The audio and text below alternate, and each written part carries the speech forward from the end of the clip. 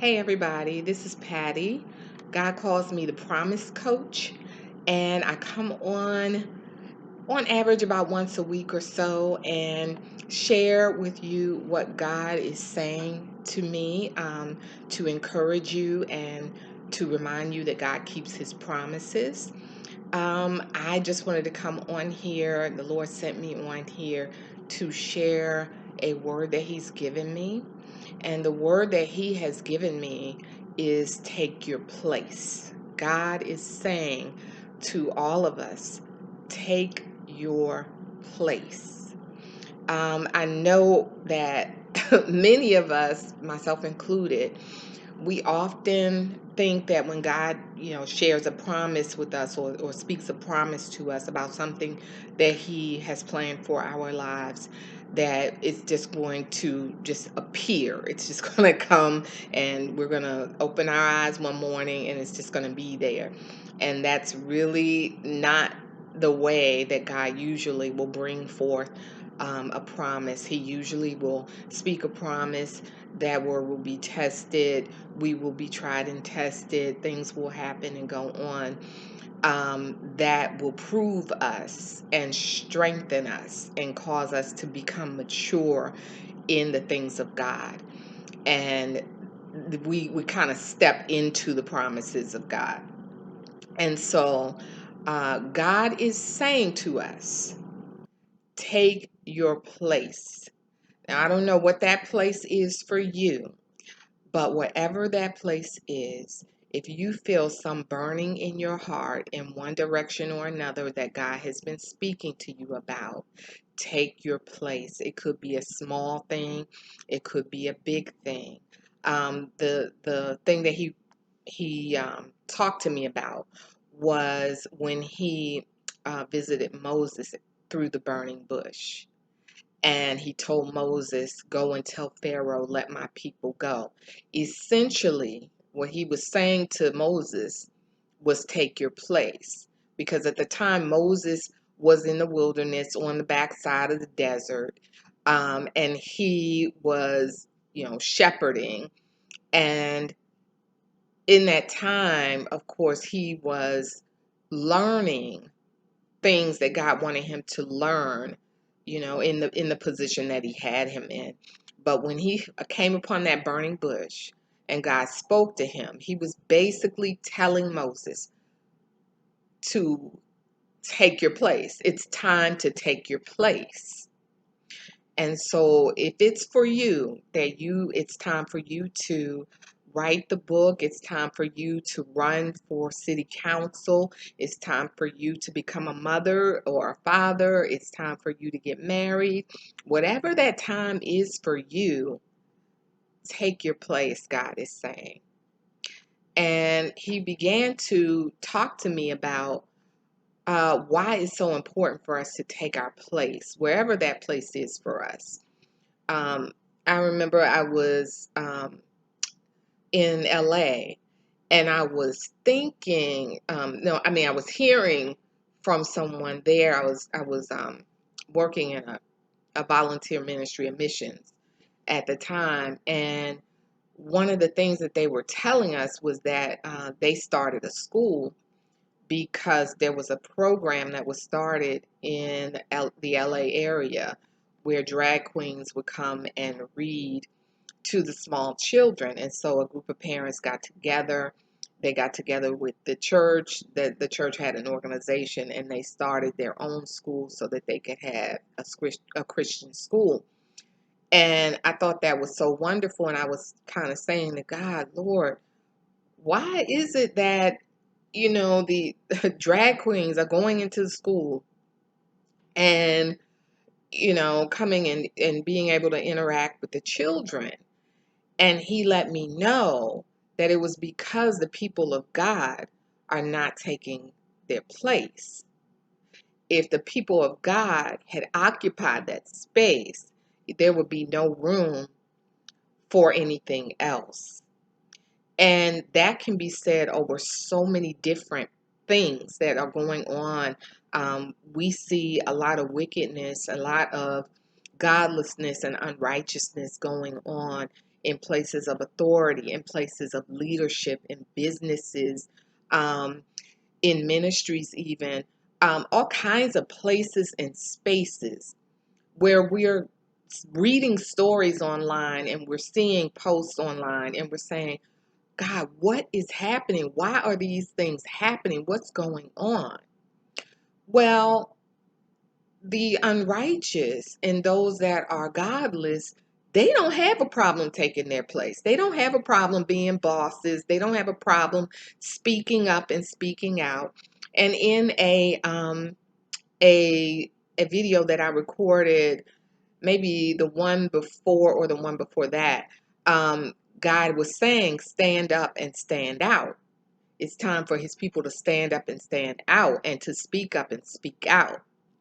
And so that kind of goes hand in hand with this whole idea of taking your place. God is saying it's time. He's saying we've been, we've been in the background long enough. We've been in the background, in fact, many of us too long. We are no longer, many of us, babe Christians. We have been maturing in the things of God. We've been maturing in the Word of God. And you taking your place, it's not for everybody to be on Front Street. It's not for everybody to get behind a mic. It's not for everybody to get up in front of crowds and all of that. It is for some. It is for some to lead in public positions and things like that. But it's also for some to just put your hand to the plow and do the work, whatever that work is.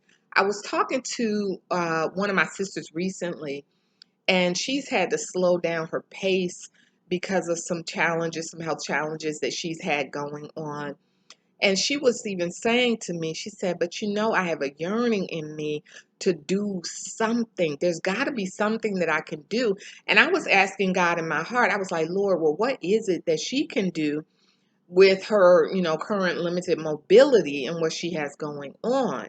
And God spoke to me about the prison ministry and spoke to me, she loves to write.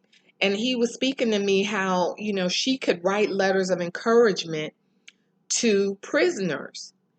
And I told her about it, and she got so excited because she was like, oh my gosh, that is something that I could do.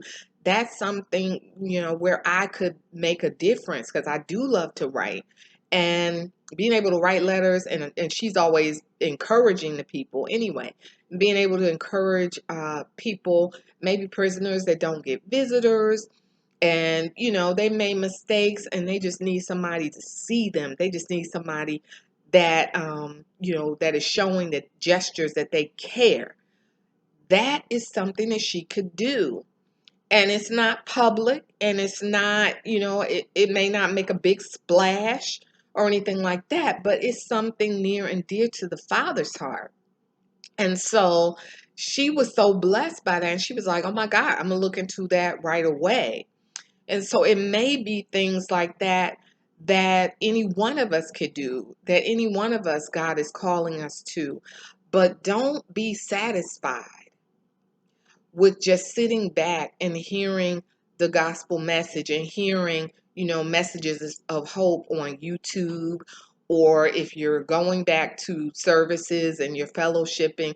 Don't be satisfied with just doing that and sitting, out in the congregation and listening and hearing the word of God and being built up. But let what you're hearing, let that also be poured out into others.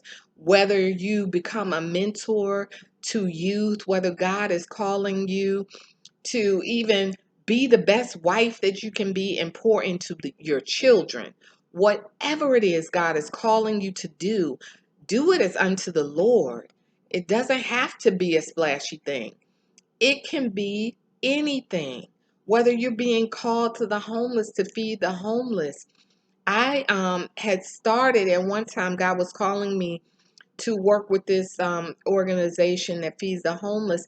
And what you do is you make lunches for the homeless, and they have homeless people that know to go there off the street, and they come by and they pick up a bag lunch. And so I was once a month with my family, just making sandwiches, chips, all of that, and just making those in our home, putting them in the bags, and then taking them up there, dropping them off so that they could be distributed. And when I told another one of my sisters about it, it really, put a fire in her heart, and she wound up volunteering with the same organization. And it's just things like that, wherever we can occupy, wherever we can put our hands to do something for God and show kingdom and extend kingdom out in the community, out among people, bring some kind of hope to the people. And I love what my sister started to do as well, which was we would pray over the lunches, and then she started putting little scriptures in each of the bags, just something that could be a blessing to someone else. So, wherever you are in your life, whatever you're doing, even if you're going through, because at the time that I was doing the lunches, I had a lot going on in my life, my personal life. And God, He always shows me that it's the things that we do for others, it's the way that we love others that really blesses us in turn. And so I'm just encouraging you, I'm just asking you, if you don't know what that thing is that you should be doing, what God is calling you to, whether it's writing the book, whether it's starting your own YouTube, whether it's, getting cards and writing something beautiful in cards and sending them to a nursing home to be handed out once a month, anything like that.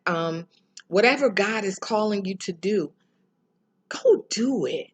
Occupy the place that God is calling you to. Take your place. God is saying, take your place. It's time to take your place. Don't allow fear to stop you from what it is God has called you to do, because you're supposed to be putting your hand to something. You're supposed to be doing something to be a blessing to someone else. Even if you're just a cashier at a grocery store and you're praying over people's food as they come in the line and you're giving them a smile. That smile and that showing people that you see them, that you recognize that they're a human. Because I was telling my daughter yesterday, we as people can be so dismissive, even people of God. We just spout off these quick little things where we're, hey, how you doing? And we always have the expectation people are going to say fine. And we're just really dismissive and just we go on about our little business and everything like that. But how many of us stop and actually look at a person and actually really want to know how they're doing and actually really want to talk to them and say, are you okay? Is everything okay? Because sometimes people are screaming inside to want to be seen and want to be heard. We're seeing a lot of suicides going on right now, and I've been praying against that and binding that spirit. And a lot of times, it also takes for us to see someone, to hear someone, to take time for someone, and to recognize that they're there. Even if all you can do is write a nice card or write a nice postcard and put it in the mailbox of your neighbor, just something encouraging. Hey, I see you every day, come outside your door, and I just wanted to say good morning. I hope all is well. Not in a stalky way, but just to let people know that you acknowledge them, that you see them. Just like that. So, whatever it is God is calling you to, let this be the time that you begin to move out into that space and place. Let it be the time that you boldly step forward into whatever God has for you to do. Because what we don't want is for the enemy to take up those places and spaces that belong to the people of God. If this word has blessed you in any way, I just ask you to please like it, share it, subscribe, tell somebody about it. And I hope it really blessed you. I just want to remind you that God keeps his promises. I have some amazing testimonies that are coming up on the horizon that I can't wait to share with you very soon. I love you all, and I hope to see you again the next time. Talk to you soon. Bye.